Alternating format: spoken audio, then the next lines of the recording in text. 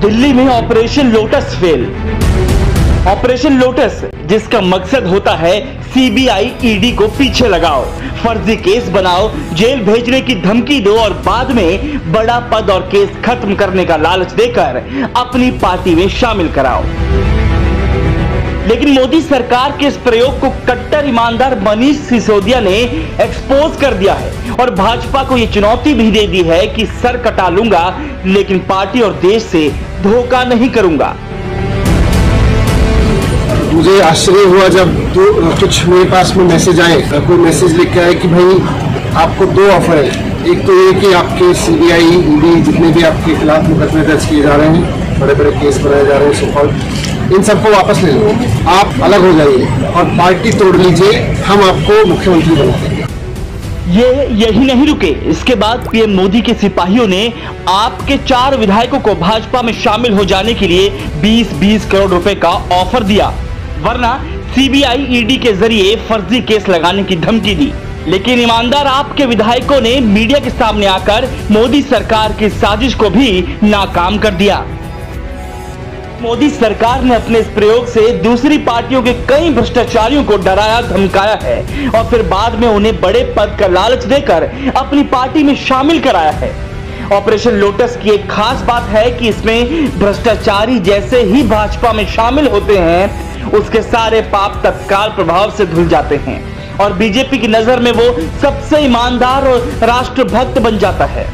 इसका पहला उदाहरण है पश्चिम बंगाल में हुए शारदा चिटफंड घोटाले के प्रमुख दोषियों में टीएमसी नेता शुवेंदु अधिकारी का नाम आना।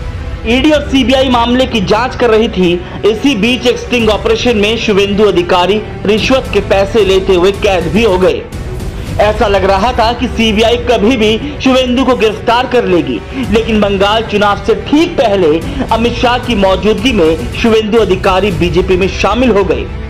इसके बाद शुवेंदु अधिकारी के खिलाफ सारी जांच ठंडे बस्ते में चली गई। आज अधिकारी पश्चिम बंगाल बीजेपी के सबसे बड़े नेता हैं। ठीक इसी तरह मुकुल रॉय भी हैं। मुकुल रॉय का नाम भी नारदा स्कैम से जुड़ा है।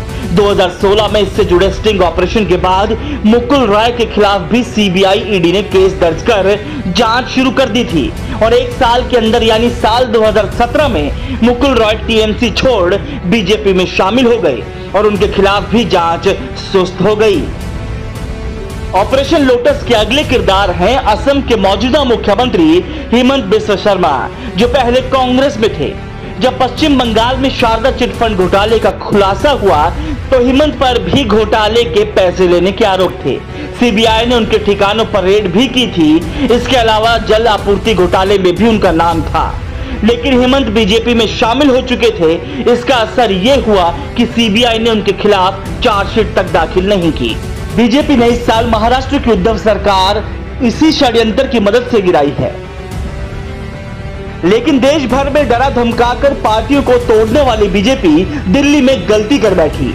उसे लगा कि कांग्रेस और दूसरी पार्टियों की तरह यहां भी वो आपको तोड़ देगी, लेकिन दिल्ली में उसका पाला एक कट्टर ईमानदार और देशभक्त पार्टी से पड़ गया। इसीलिए दिल्ली में ऑपरेशन लोटस भी फेल हो गया और पूरे देश के सामने मोदी सरकार की साजिश और दोगलापन भी एक्सपोज हो गया।